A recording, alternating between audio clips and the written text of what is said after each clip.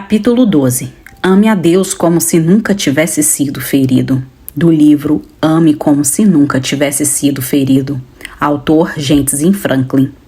Um dia, quando um colega de trabalho, que por acaso era cristão, chamou Wayne Caston para almoçar, pareceu algo que surgiu do nada. O que o homem disse a Wayne enquanto caminham foi ainda mais estranho. Deus falou em meu coração e me disse para lhe dizer: tudo vai ficar bem. Wayne não tinha certeza do que o seu colega de trabalho queria dizer com isso. Ele apenas balançou a cabeça e disse: tudo bem, obrigado por isso, seja lá o que for. Algumas semanas depois ele entendeu. Na manhã do domingo de Páscoa de 2007, Wayne e sua esposa Debbie estavam preparando sua família para ir à igreja. As cestas de Páscoa já tinham sido desembrulhadas para a alegria de Ross, de 8 anos, e Claire, de 11.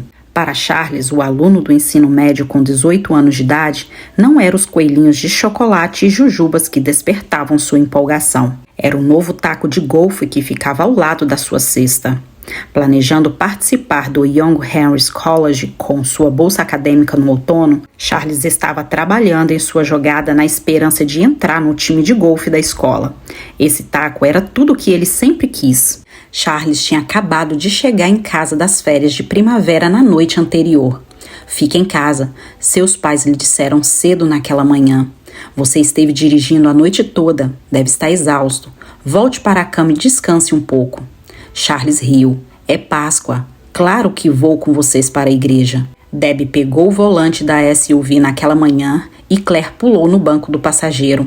Com uma caneca fumegante de café equilibrada na mão, Wayne subiu o pedestal para o banco de trás ao lado de Ross. Charles foi o último a entrar e Wayne decidiu dar seu assento da janela para o seu filho mais velho, apertando-se entre os garotos no banco de trás. 10 minutos depois, a caminho da igreja, Debbie notou um carro passando por uma placa de pare na estrada indo na direção deles. Ela desviou imediatamente para evitar uma colisão, mas o outro carro bateu a toda velocidade ao lado do passageiro do veículo dos Castons. A SUV saiu do controle e capotou várias vezes até parar sobre o lado do motorista. Após o impacto, todos os membros da família, exceto Wayne e Charles, estavam jogados para fora do veículo. Wayne se lembra de olhar para o filho, cuja cabeça agora estava no asfalto da rodovia. A janela ao lado dele tinha sido destruída. Os olhos de Charles estavam fechados e ele não respondia. Wayne não via sangue em sua cabeça e ele esperava que fosse um bom sinal. Entorpecido pelo choque, Wayne conseguiu sair do veículo estraçalhado para procurar sua esposa e outras 2 crianças. Ele encontrou Claire sentada ao lado da SUV. Ela estava viva, mas a perna esquerda estava rasgada do joelho até o pé. Toda a parte interior dessa perna estava exposta. Wayne me disse: eu podia ver sangue, tecido, tendões, ossos. Ele encontrou a esposa deitada na estrada, consciente, mas gemendo de dor. Ross estava mais longe, seu corpo estava esparramado na linha branca da rodovia. Ele estava sangrando, mas nada parecia quebrado. Você está bem, Ross? Wayne perguntou ainda em transe. Ross conseguiu esboçar um sorriso e respondeu: ei, papai. Quando Wayne retornou ao veículo para checar novamente seu filho mais velho, a cena do acidente já estava inundada por membros da Igreja Batista do outro lado da estrada que tinha visto e ouvido o acidente. Os socorristas também haviam acabado de chegar e começaram a trabalhar rapidamente para atender as vítimas. Wayne se lembra de um paramédico dizendo-lhe que Charles estava vivo, que ele poderia detectar um batimento cardíaco fraco. Alguns minutos depois, ele perguntou ao mesmo paramédico como seu filho estava. Desta vez, o jovem não disse nada. Ele apenas balançou a cabeça. Wayne sabia o que significava. Charles estava morto. Sabemos que o meu filho havia partido. Wayne me disse, e vendo todos os outros membros da família sangrando e espalhados em algum ponto da pista, eu entrei em colapso. Tudo ficou cinza naquele momento. Eu apenas sentei no chão e olhei para a floresta. Eu estava mais destruído do que imaginava ser possível. Ross e Claire foram levados de helicóptero para o Hospital Infantil Eagleston, em Atlanta. Mais tarde, os paramédicos disseram a Debbie e Wayne que nenhum deles pensavam que qualquer criança sobreviveria. O crânio de Ross estava rachado e seu cérebro sangrando. Claire começou a ficar cinza no helicóptero por causa de uma grave perda de sangue. E se, e esse era um grande e se, ela sobrevivesse? Uma amputação de perna seria inevitável. No hospital, os 2 irmãos foram internados na sala de UTI separadas. Não se esperava que nenhum dos 2 sobrevivesse naquela noite. Debbie teve uma fratura de crânio e entrou em coma. Wayne, que sofreu ferimentos leves em sua cabeça e nas costas, foi levado com ela para o hospital local. Avaliando seus ferimentos, os médicos deram a Debbie 50% de chance de sobrevivência. Wayne se lembra de seus sogros chegando ao hospital e perguntando onde Charles estava. Eu não disse nada, Wayne me disse. Eu sabia onde ele estava, mas não conseguia dizer em voz alta que ele estava morto. Eu não podia admitir isso para ninguém ainda. Ainda não parecia real. Eu nunca me esquecerei de entrar na sala de emergência com Cherice e de perguntar a Wayne como ele estava. Ele olhou para nós com o coração partido, o rosto machucado e manchado de sangue, com lágrimas escorrendo nos seus olhos. Ele citou Jó 1:21. O Senhor deu, o Senhor levou, louvado seja o nome do Senhor. Na terça-feira, Debbie acordou do coma. Cheia de tristeza indestrutível ao ouvir a notícia de que seu primogênito estava morto e os seus 2 outros filhos estavam em outro hospital lutando pelas suas vidas, ela orou pela primeira vez em dias. Dói saber que não pude orar enquanto estava em coma, disse ela. Mas fiquei tremendamente encorajada a ouvir que, durante todo o tempo, os corredores estavam cheios de homens e mulheres de joelhos, orando pela nossa família. Os médicos a liberaram do hospital na sexta-feira para que ela pudesse enterrar o seu filho no dia seguinte. Lembro-me de conduzir o funeral. Centenas de jovens vieram. Mesmo em meio a uma tragédia horrível, muitas pessoas foram tocadas pelo Senhor naquele dia. Wayne deixou o hospital na quarta-feira para ver Claire e Ross. Desde que ele também tinha sido hospitalizado, essa foi a primeira chance que ele teve de ver seus 2 filhos. Milagrosamente, o cirurgião plástico que cuidou de Claire conseguiu salvar as pernas dela. Essa garota incrível passara por 12 cirurgias até o momento. 5 na primeira semana apenas para remover pedaços de grama, cascalho de vidro enterrados em sua perna. Tem sido um caminho difícil para a recuperação. Embora ela quase tenha morrido no hospital e ainda lida com problemas físicos com a perna, ela está viva e passa bem. Debbie diz, não há dor mais profunda do que perder um filho. Quando descobri que Charles estava morto, parecia que o diabo havia me esfaqueado com um tridente e torcido de novo e de novo em meu coração. Por muito tempo após o acidente, senti que a vida estava seguindo em frente com todo mundo, mas eu estava preso em uma bicicleta parada, pedalando furiosamente e indo a lugar nenhum. Wayne me disse algo que sempre vai ficar comigo. Uma das coisas mais difíceis que eu lembro foi ter que passar as roupas com as quais Charles iria ser enterrado. Eu apenas chorava e chorava enquanto tentava tirar qualquer amassado. Eu sempre confiei em Deus, mas durante esse tempo a pergunta por quê ocorreu muita em minha mente. Por que Deus realizou tantos milagres naquele dia, como salvou a perna de Claire, mas não salvou a Charles? Por que ele não pôde realizar apenas um milagre a mais? A verdade é que nunca saberemos por que essa terrível tragédia nos aconteceu. Nós devemos confiar em Deus e em sua onisciência enquanto estivermos na terra.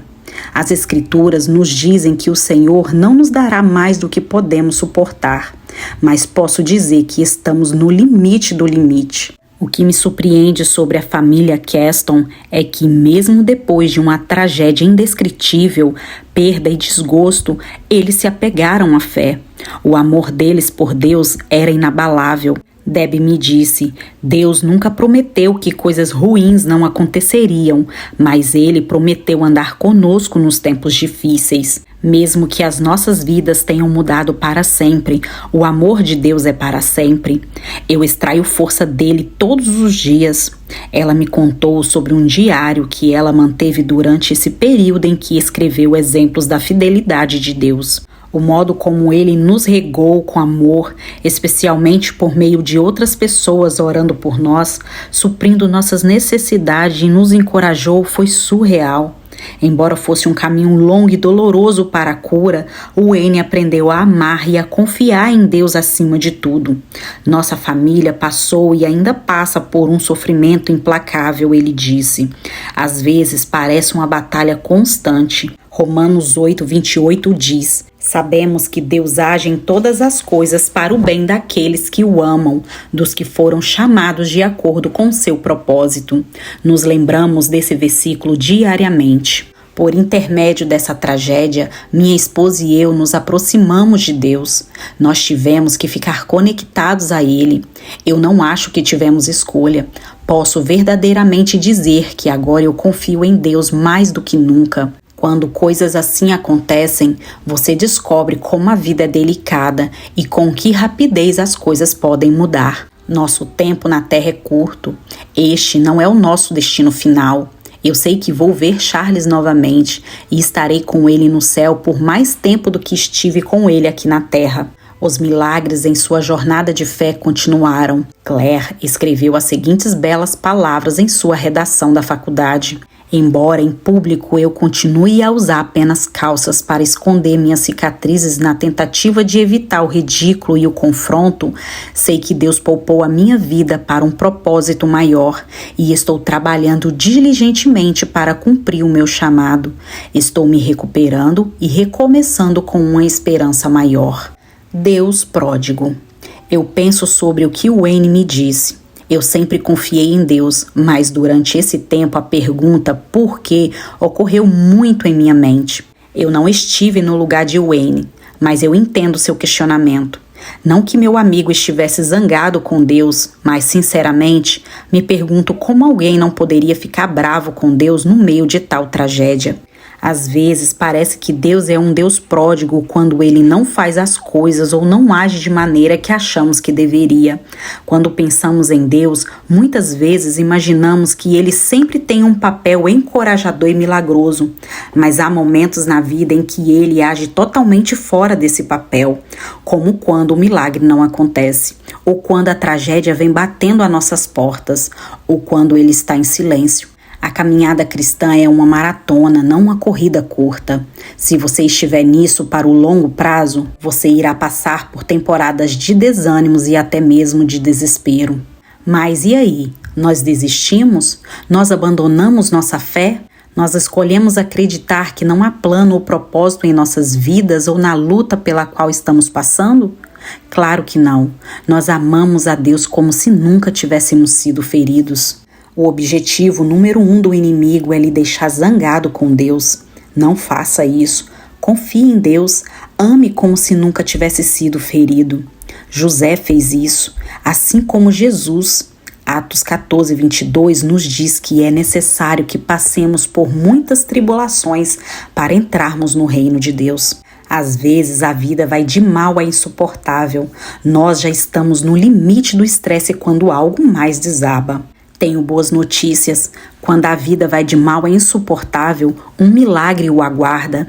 Veja, nosso inimigo tem uma falha.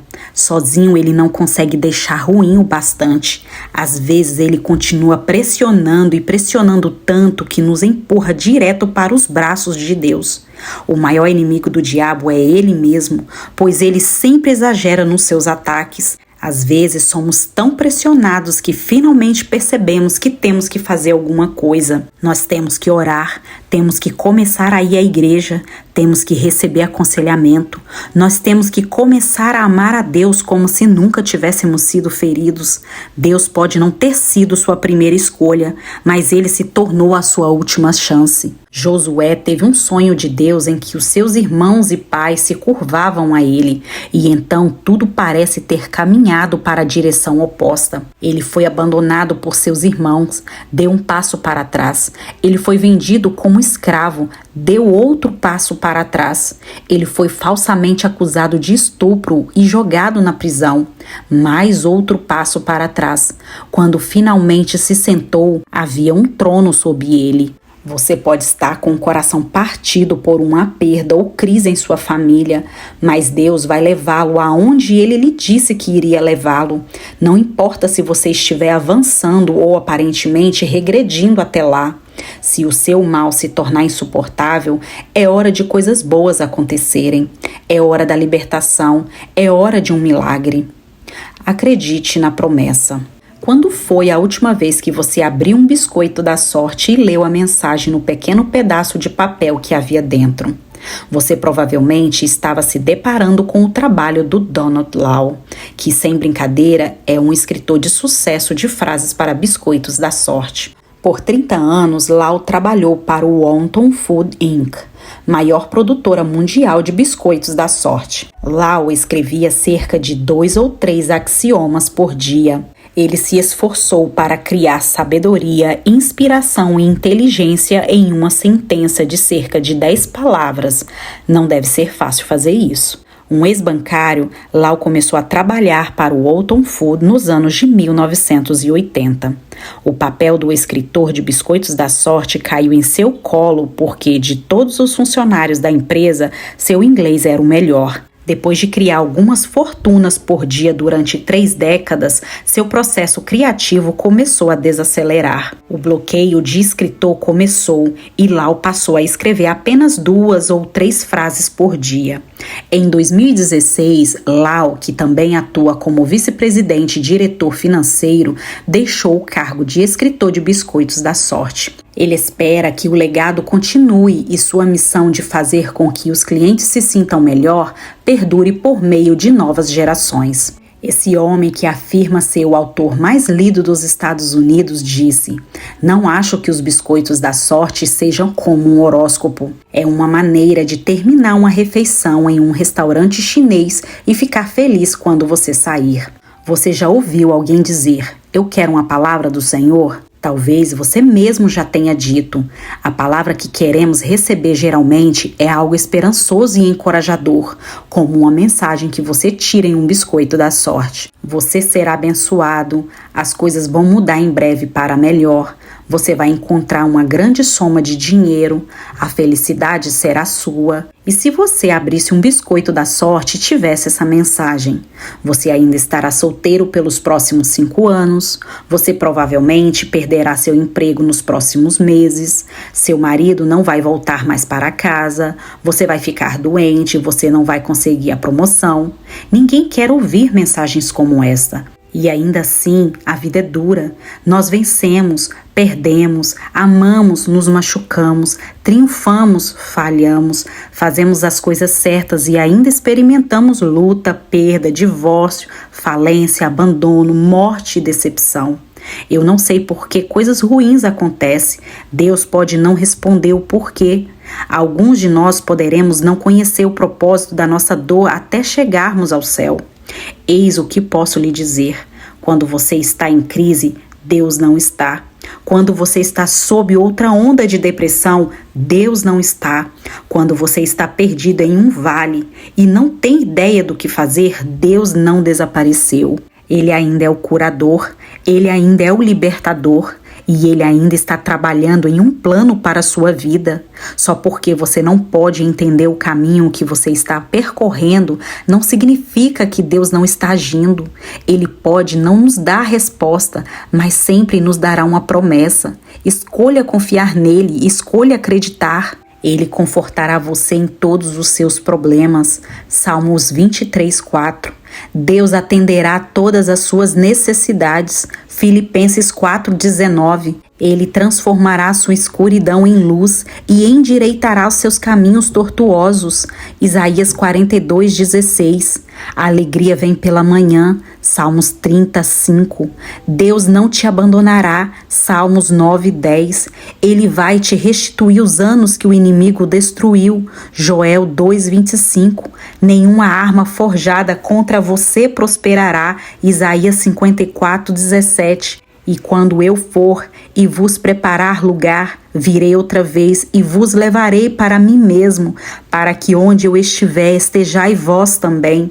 João 14, 2, 3. Eu não sei você, mas eu sou muito mais confortado e coloco muito mais fé nas promessas de Deus do que nas promessas do governo, mercado de ações, mídias sociais, médicos ou especialistas em qualquer área. Quando olho para trás, vejo momentos em que parecia que tudo funcionava perfeitamente e excedia todas as minhas expectativas. Houve outras ocasiões em que nada deu certo e tive que me esticar tocando o fundo do poço. Não importa as tempestades, a chave é continuar a amar e a confiar em Deus. Quando você passa tempo em oração e lê a sua palavra, você estará preparado para administrar crises e permanecer firme em tempos difíceis. Você começará a amar a Deus como se nunca tivesse sido ferido. Jó tinha razão quando a catástrofe o atingiu e ele escolheu acreditar. Embora ele me mate, ainda assim esperarei nele. Certo é que defenderei os meus caminhos diante dele. Jó 13:15.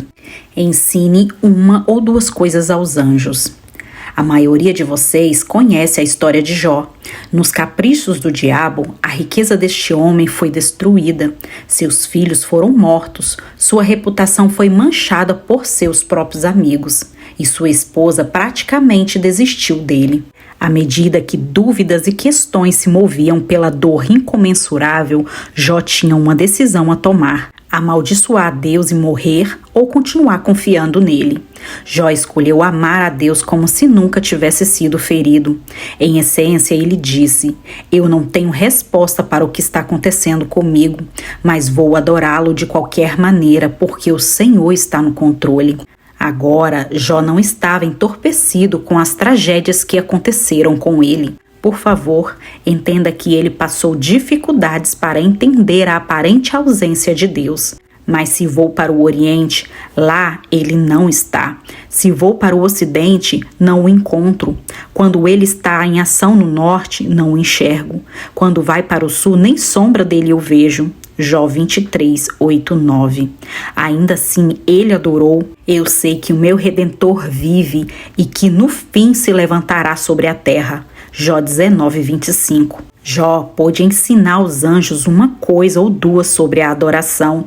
Deixe-me explicar. Os anjos foram programados por Deus para adorar. Quando Lúcifer, o melhor dos anjos, deu as costas para Deus e deixou a sala do trono dos céus, 1/3 dos anjos seguiu o exemplo dele. Os anjos que permaneceram aumentaram o volume e começaram a louvar a Deus em um nível mais alto. Como Jó, eles tinham uma escolha. Eles poderiam ter seguido o inimigo. Em vez disso, eles decidiam servir a Deus. De alguma forma, eu acho que o canto deles foi ainda mais doce para o Criador. Uma coisa é adorar por dever, outra coisa é escolher adorar por um desejo profundo.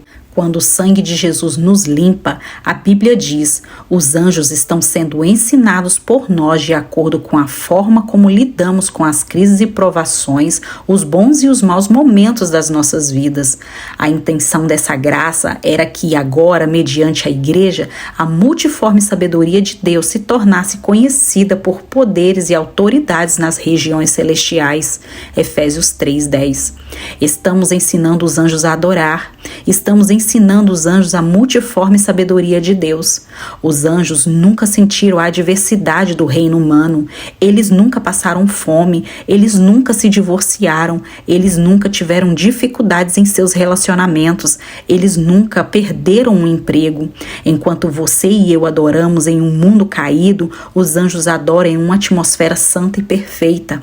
Quando decidimos, em tempos difíceis, louvar a Deus, estamos ensinando os anjos a adorar. A Bíblia diz que Deus habita entre os louvores do seu povo. Veja Salmo 22:3. Há algo poderoso no louvor. Quando parece que você está perdendo, louve ao Senhor. Quando você estiver no vale, louve ao Senhor. Quando você não souber o que fazer, louve ao Senhor. Quando você se cansar, continue louvando ao Senhor. Quer amar a Deus como se nunca tivesse sido ferido? Comece a louvá-lo. Sustentados na inclinação. Anos atrás, eu ouvi uma história.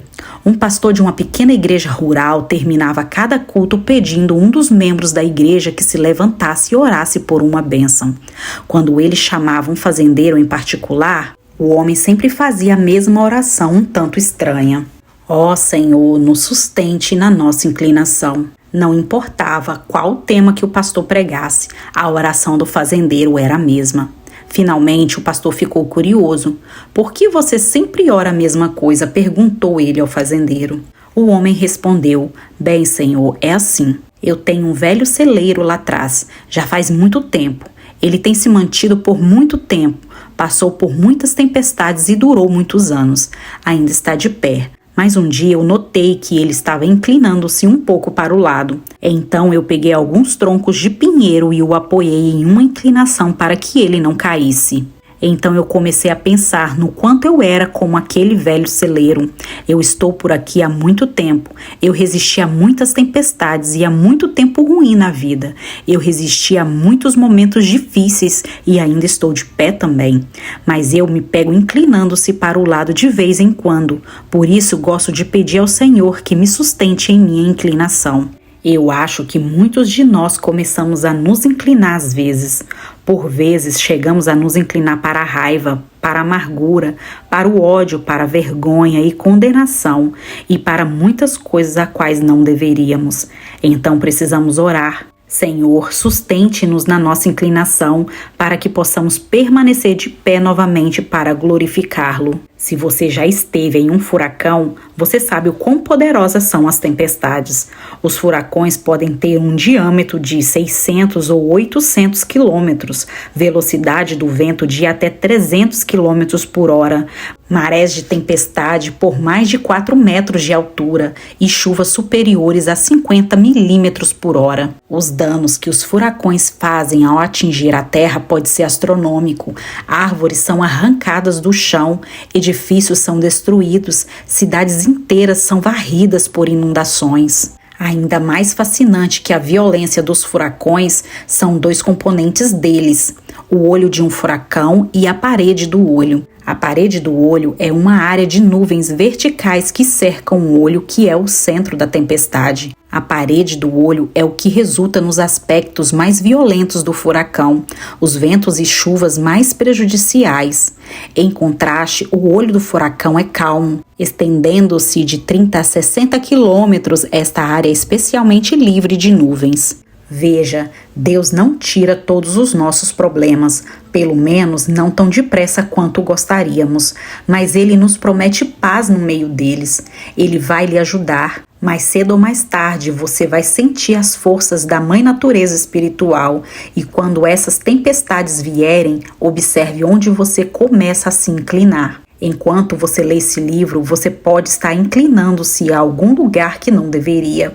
Pode ter passado muito tempo desde que você sentiu a Deus. Você pode se sentir tão sobrecarregado pela perda, dor ou desgosto que você não está inclinando sobre ele, mas em um vício, uma fraqueza ou falta de perdão.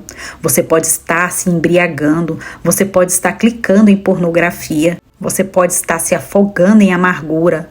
Onde quer que você se incline, isso não é de Deus e vai levar seu coração a endurecer-se. Deus não nos promete tirar as dificuldades, mas Ele nos promete paz durante elas. Jesus pode evitar que você seja engolido pelos ventos, pelas chuvas e pelas ondas, mas somente se você permitir que Ele o sustente. A versão King James de Judas 1, 24, 25 diz: aquele que é poderoso para nos impedir de cair e para nos apresentar sem mácula e com grande júbilo perante a sua glória, ao único Deus, nosso Salvador, seja glória, majestade, poder e autoridade. Deus sabe o que você está enfrentando. Ele sabe o que você está temendo. Ele sabe o que você está sentindo. Se você está lutando contra o câncer, depressão ou perder um ente querido, Deus não vai deixar você cair na escuridão. Quando seu casamento, sua casa ou sua família está se inclinando por causa de algo que veio a você como um furacão, deixe Deus lhe ajudar. Deus não vai deixar você cair. É assim que você o ama, como se nunca tivesse sido ferido. Você pode estar se inclinando hoje, mas não vai cair. Os ventos estão uivando de casa em casa, de lar em lar, de família em família, de relacionamento em relacionamento. Como vamos aguentar? Este versículo em Cântico me dá esperança. Quem vem subindo do deserto apoiada em seu amado? Cânticos 8:5. Você está no deserto? Apoie-se em Deus, seu amado, e Ele tirará você deste lugar. Ele vai sustentá-la em sua inclinação, assim como fez com a família Keston. Eu li em algum lugar que 80% dos casais se divorciam após a perda de um filho. Deb e Wayne não faz parte desse número. Não tem sido fácil, mas eles aprendem a se apoiar em Deus enquanto lidam com uma dor inexprimível. Wayne me disse: nós passamos por essa tragédia juntos porque não nos vemos através disso. É fácil desistir, mas nós nos comprometemos com Deus e pretendemos manter esse compromisso. Deus realizou muitos milagres naquele dia e se Ele fez isso por nós, Ele fará isso por qualquer um. Não passa um dia em que não pensamos em Charles e que bênção ele foi e é para a nossa família. 3 palavras encorajadoras. Eu não sei o que você está passando hoje. Só sei que você chegou longe demais para entrar em colapso, cair, partir ou desistir. Eu gostaria de encorajá-lo com 3 verdades. Verdade número 1. Você está saindo melhor do que pensa. Verdade número 2. Você é mais importante do que pensa. Verdade número 3. Não desista de Deus, porque Ele não desistiu de você. Você está saindo melhor do que pensa. Você pode ter problemas, você pode ter dificuldades em se reconciliar com um ente querido, você pode lutar com a falta de perdão, você pode não ser o que deveria ser, nem estar onde deveria estar, mas não desista, você vai chegar onde Deus quer pela sua graça, você está se saindo melhor do que você pensa. Eclesiastes 3 descreve tempos e estações da vida. Há um tempo para nascer, um tempo para morrer, um tempo para rir, um tempo para chorar, um tempo para dançar, um tempo para lamentar e assim por diante. O único tempo que não vejo nessa passagem é o tempo de desistir. Não há tempo para desistir em sua vida. Esta semana você pode ter obtido o pior diagnóstico que você poderia imaginar, mas você está lendo esse livro por um motivo. Você quer mudar, você quer amar como se nunca tivesse sido ferido. Algo em você está dizendo: mesmo se eu cair, caio para frente e vou atrás de Deus. Você está se saindo melhor do que você pensa. Você é mais importante do que pensa. É fácil ficar desanimado quando o problema surge e você está tentando fazer o que é certo. Você pode se perguntar que diferença seu esforço ou suas orações fazem. Antes de considerar jogar a toalha, lembre-se de que você é mais importante do que pensa. Imagine que você tem em suas mãos uma nota de $100 emitida pelo Tesouro dos Estados Unidos. O Tesouro fixou o valor dessa nota em $100. Vamos dizer que você compre algum mantimento com ela. A nota chega às mãos de uma pessoa corrupta, que suborna alguém em um negócio ruim. Depois ela cai em um bolso de um traficante de drogas. Então ela entra no ambiente de uma prostituta. Finalmente, de alguma forma, ela encontra o caminho de volta até as suas mãos. Qual é o valor dessa nota agora? Ela ainda vale $100? O valor de uma nota de $100 não muda. Não importa o que aconteça com ela, pois o criador dela diz que ela vale $100. Não importa sua dor, sua perda ou seu pecado, você ainda é o que Deus o criou para ser. Você é mais importante do que pensa. João Batista foi um pregador pioneiro. Antes de Jesus entrar na cena, João disse a todos que Jesus estava vindo. Mais tarde, ele teve a incrível oportunidade de batizar Jesus e até de ouvir a voz de Deus dizendo a Cristo: "Este é o meu filho amado em quem eu me agrado." Anos depois, João se viu na prisão, sozinho e muito desanimado. Este homem pagou um preço para fazer o que Deus o chamou para fazer. E no processo, ele foi rejeitado. As pessoas zombaram dele, as pessoas o chamaram de louco. Então ele ficou preso por um tempo antes de ser executado. Provavelmente, esperando uma palavra de encorajamento do homem sobre o qual ele tinha profetizado, João enviou 2 discípulos para fazerem uma pergunta a Jesus: "És tu aquele que haveria de vir, ou devemos esperar algum outro?" O processo do pensamento de João era mais ou menos esse: eu me sinto um perdedor, eu estive me sacrificando, trabalhando, me entregando para ser ridicularizado e torturado por nada. Eu não devo estar fazendo tudo certo para chamar a atenção de Deus. A resposta de Jesus à pergunta de João é interessante. Ele dá aos discípulos de João a seguinte resposta: voltem e anunciem a João o que vocês estão ouvindo e vendo, e feliz é aquele que não se escandaliza por minha causa. Veja Mateus 11, 2-6. Eu duvido que essas palavras trouxeram a João o encorajamento que ele esperava. Mas a coisa é, isso não é tudo o que Jesus disse. Quando os mensageiros saíram, Jesus se virou para a multidão para a qual ele estava pregando e disse: o que vocês foram ver no deserto? Um caniço agitado pelo vento? Ou o que foram ver? Um homem vestido de roupas finas? Ora, os que usam roupas finas estão nos palácios reais. Afinal, o que foram ver? Um profeta? Sim, eu lhes digo, e mais que profeta, este é aquele a respeito de quem está escrito: enviarei o meu mensageiro à tua frente, ele pregará o teu caminho diante de ti. Digo-lhes a verdade, entre os nascidos de mulher não surgiu ninguém maior do que João Batista. Todavia, o menor no reino dos céus é maior do que ele. Mateus 11, 7-11. Nenhum é maior que João. O profeta nunca ouviu Jesus dizer essas palavras, mas ainda assim elas são verdadeiras. Jesus estava dizendo: João, se você pudesse ver o que eu vejo, entenderia que você é mais importante do que pensa. Deus diz a mesma coisa sobre você hoje. Você importa. Você não é um fracasso. Você não é fraco. Você não é um perdedor, você não é insignificante, você é importante, você é mais importante do que pensa. Não desista de Deus porque Ele nunca desistiu de você. Algum tempo atrás eu casei um membro da minha família com uma mulher maravilhosa. Por anos esse casal tentou ter filhos, mas não conseguiu. Finalmente eles decidiram adotar uma criança da China. Eles gastaram milhares de dólares e centenas de horas na papelada para que isso acontecesse. O dia finalmente chegou, quando pela primeira vez eles seguraram aquele precioso bebê em seus braços. Tenho certeza de que para aquele bebê era apenas outro par de braços, mas para aquela mamãe e papai era a melhor coisa do mundo. Eles seguraram a criança sabendo em primeira mão a dor, as lágrimas e a mágoa da infertilidade. O bebê significava mais do que eles jamais imaginariam. Sua vida envolve mais do que você mesmo, mais do que você imagina. Eu costumava me perguntar por que Deus não iluminou Adão e Eva quando eles pecaram. Por que ele não começou do zero? Sabe, tentar outra vez.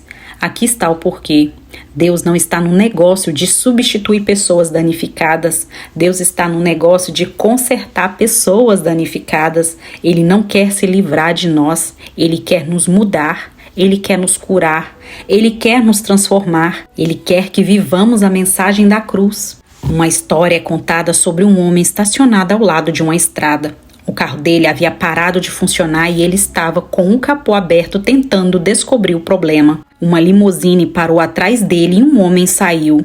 Vestido com $1 milhão da cabeça aos pés, ele caminhou até o motorista do carro quebrado e perguntou: "Você precisa de ajuda?" O homem, claro, disse sim. O homem da limusine mexeu um pouco com o motor e, para surpresa do outro, o carro ligou. O dono do carro ficou muito grato e perguntou quanto devia. Embora haja muitas variações dessa história, ouvi que incluía uma resposta: "Nada, eu sou o Henry Ford. Eu sou o criador deste carro. Realmente me incomoda ver seu carro na beira da estrada sem funcionar, não fazendo o que eu o criei para fazer." Deus não simplesmente cavalga em sua majestade e nos ultrapassa ao longo do caminho quando estamos sem funcionar direito. Ele quer parar tudo o que estiver fazendo e vir ao nosso socorro.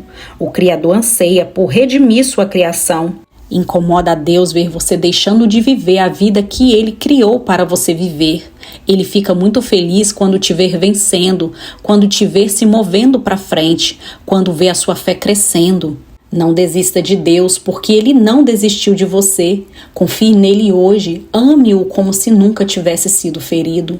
Seja o que for que você esteja passando, o que quer que tenha acontecido, seja qual for a perda ou a dor que você sente em seu coração, não é hora de desistir. Coragem! Se você continuar confiando nele, Deus não permitirá que você caia. Ele não vai deixar você tropeçar. Ele não vai deixar você cambalear. Ele vai levar você para fora do seu deserto de cabeça erguida. A grande ideia. Ame a Deus como se nunca tivesse sido ferido.